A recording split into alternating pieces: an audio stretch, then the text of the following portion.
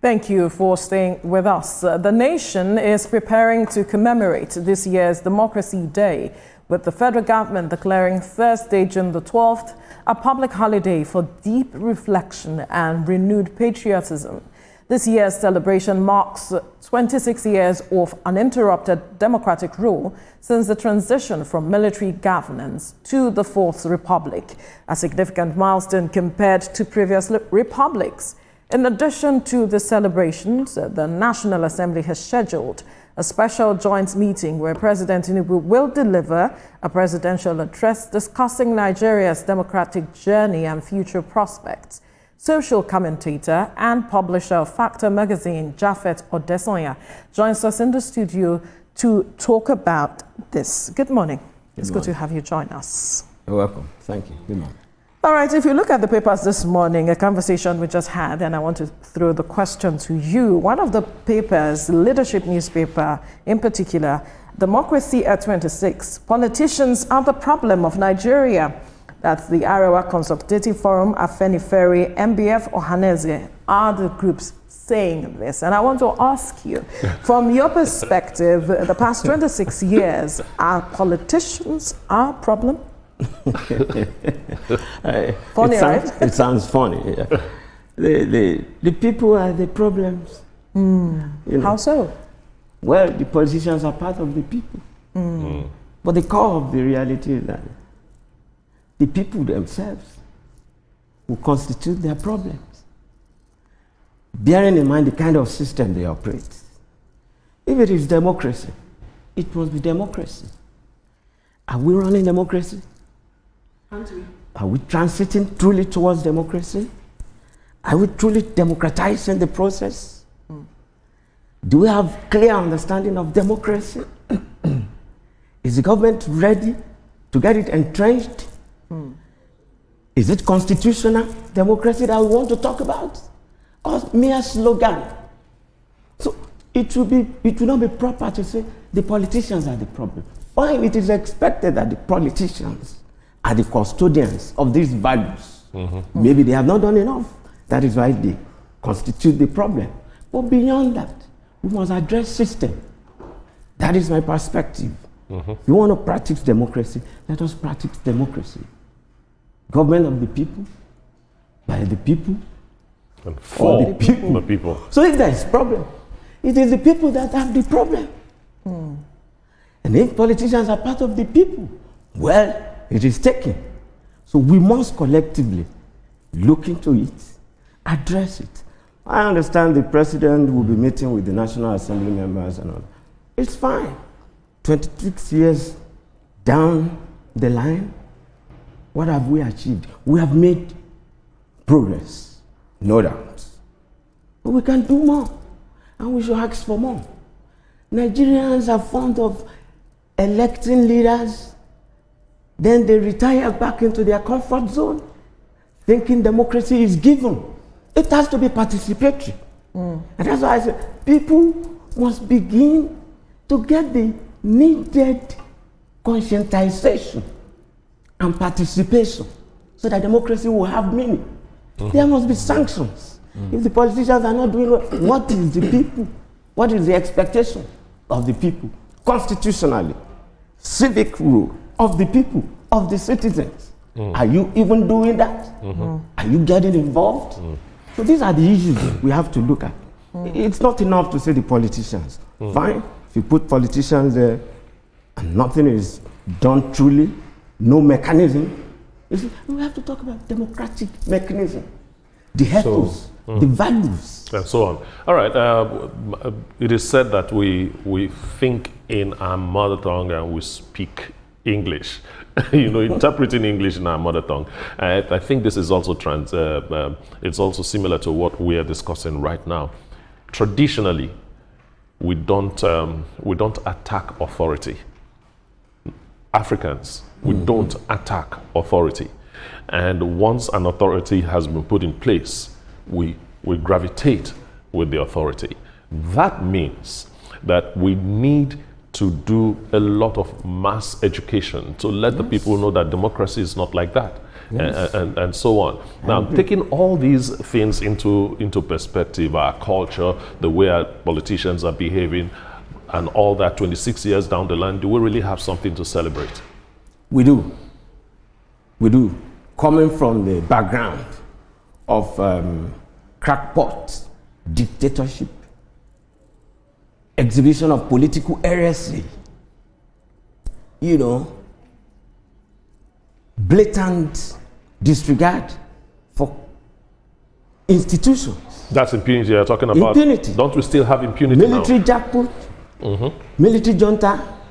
When you put that into perspective, the era of Nadeko, campaign for democracy, then June 12, down this period, we have reasons to celebrate.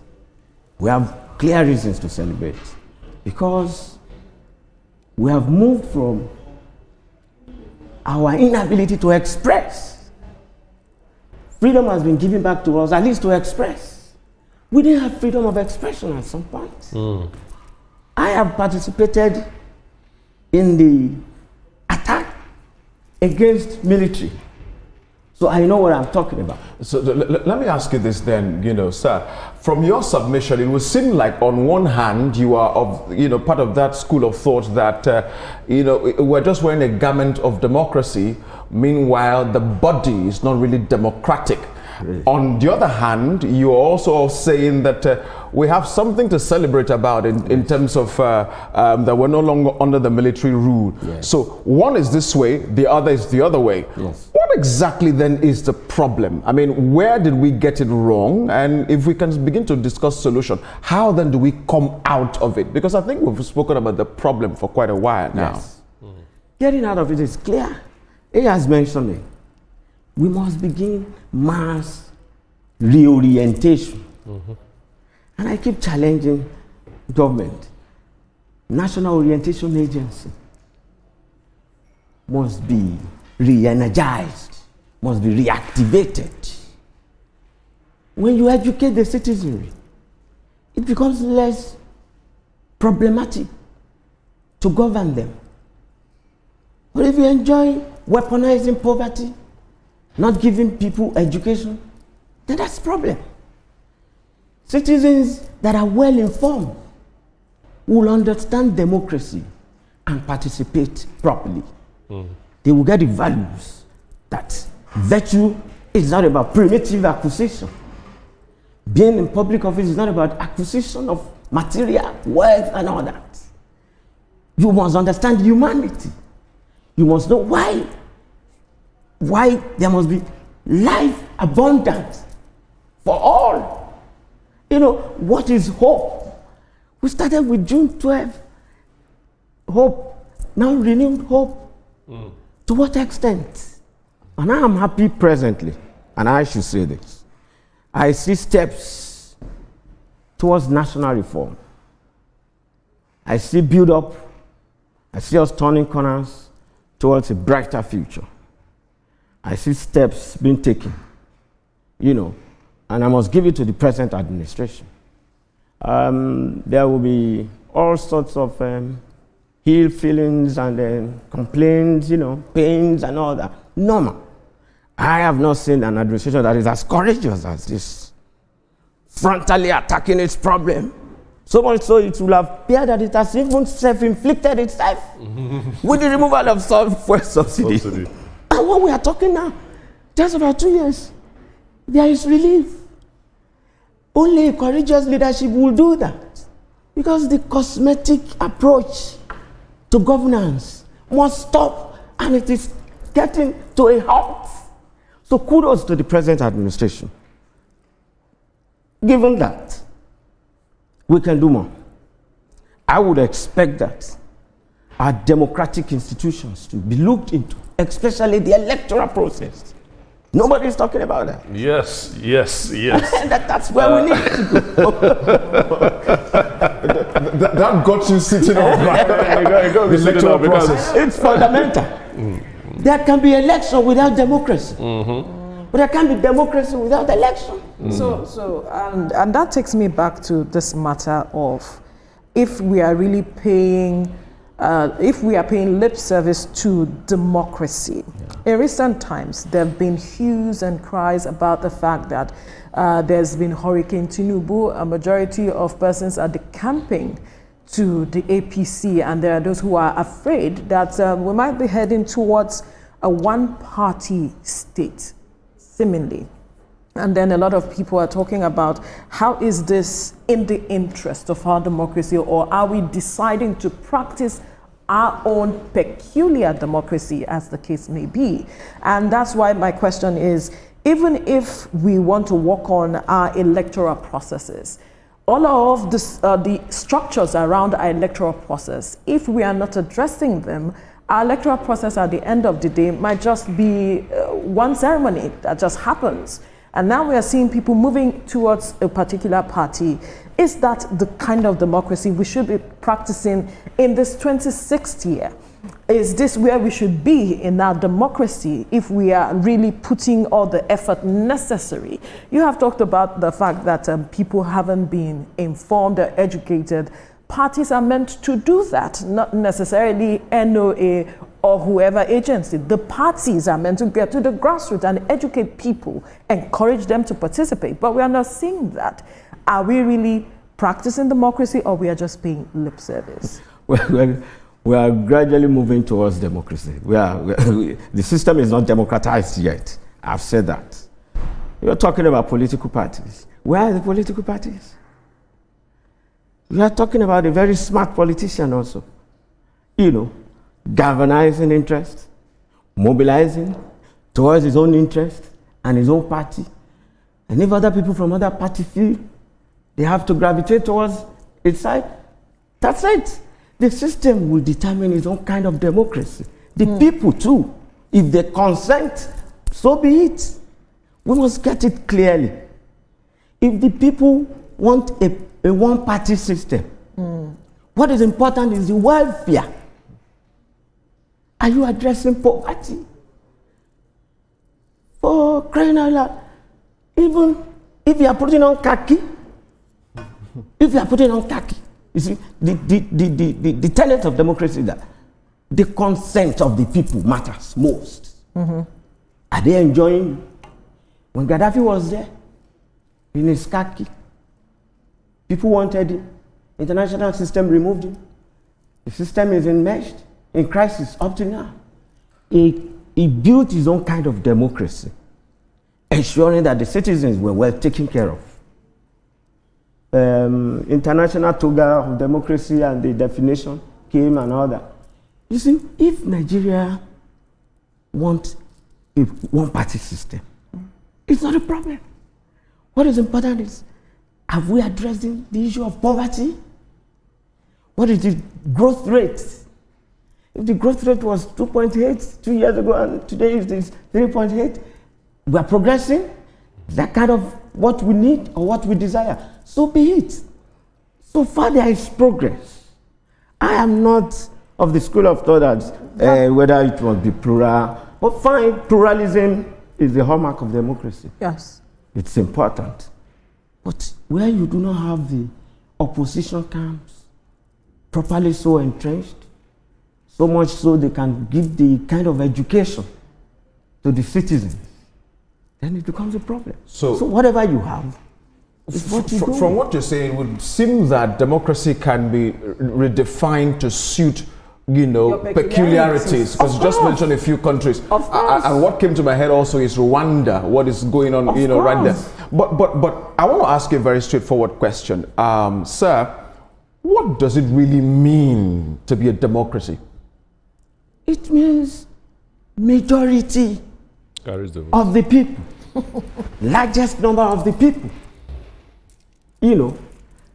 consent and agree with the status quo. Forget about the nomenclature. Forget about the color of the status quo. If the majority, without being coerced, that is it, we must stress that. Without coercion and whatever, they agree willingly that this kind of democracy.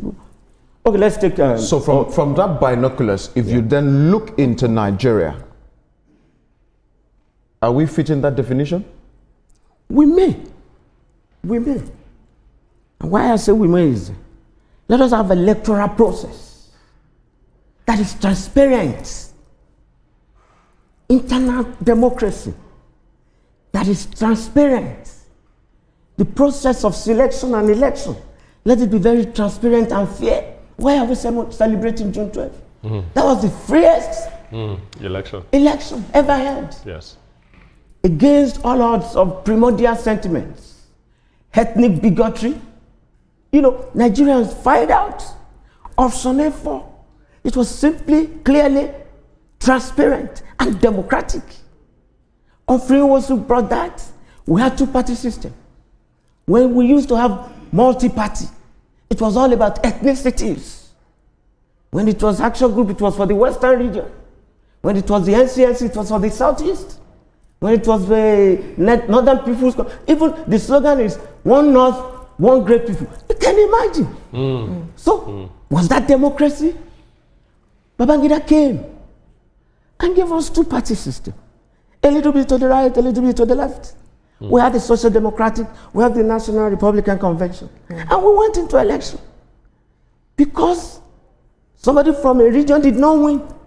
And he truncated the whole of it, as beautiful as it was. And that's why we ran into 3 years. And that's why we're even having this discussion right now. You can imagine if we had not tampered with the process, if we had succeeded, if Adiola had come and probably secured the second term, another person, beautiful democratic templates we would have been enjoying. It would have been nice. You know, earlier on when you talked about the selection process, the election process, and the bodies that are given the power to do the election, I became excited because just a few days ago we were talking about how the chairman or the president or whatever nomenclature we're going to give the head of the umpire body, which is INEC. Yes. Why do we have so much power of appointment domiciled with the president? Wouldn't that make him partial? Can't we have a system where the man is taken from a pool by a whole lot of people? And do you agree to that? Yes. Making the process transparent. Making the process transparent. Times and again, we have canvassed that. That's why we say we started with Sovereign National Conference, SNC, to let people come and design how they want to be governed. Whatever name you want to call it. Mr. President cannot perpetually continue to appoint the man who will be the umpire in an election that will involve him. He will pay the piper, dictates the tune. We can't continue that. That's what I mean by democratizing the whole electoral process. That must stop. There must be a body, independent, engaging the citizenry in the selection. How are we certain that wouldn't be, that body will not be also serving their interest, their own interest? Because this is the matter we have. You throw trust it issues. We had constituent assembly, even under military. People went home, appointed representatives, delegates. It can be done. It's all about the readiness of the system, of the present government. You want to give people clear, transparent process. You have the machinery. That's why government, after God, it is government. You have all within yourself.